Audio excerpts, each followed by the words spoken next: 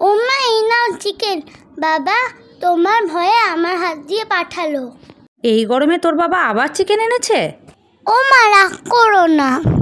ওই চিকেনটা বানাও, যে চিকেনটা আমাদের প্রায় দিনই হচ্ছে। কি যেন নামটা ছিল? হ্যাঁ, বিহারি স্টাইল চিকেন। আচ্ছা আচ্ছা ঠিক আছে, যা। এখানে 3টে পেঁয়াজ আমি কেটে নিয়েছি।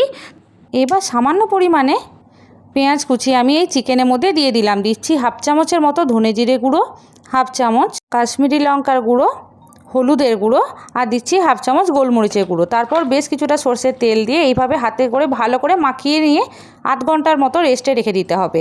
এবার কড়াইয়ের মধ্যে সর্ষের তেল দিয়ে এবারে ফোড়নে দিয়ে দিচ্ছি শুকনো লঙ্কা, গোটা গরম মশলা আর পেঁয়াজগুলোকে ঠিক গোল্ডেন ব্রাউন হয়ে যাওয়া পর্যন্ত ভেজে নিতে হবে। তারপর দিয়ে দিতে হবে চিকেন, দিয়ে ভালো করে নেড়ে নিয়ে ঢাকা দিয়ে দিতে হবে।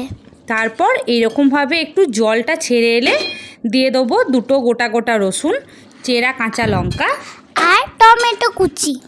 তারপর ওপর থেকে নুন দিয়ে আবারও একটু ঢাকা দিয়ে রেখে দিয়ে যখন দেখবো এরকমভাবে তেলটা ছেড়ে এসেছে সামান্য জল দিয়ে 15 মিনিটের মতো ঢেকে রেখে দিতে হবে। তারপর যখন এরকম কষা কষা হয়ে যাবে নামিয়ে নিয়ে গরম গরম রুটির সাথে দারুণ লাগে খেতে। দেখা হচ্ছে অন্য ভিডিওতে। আজকের মতো তাহলে এখানেই টাটা।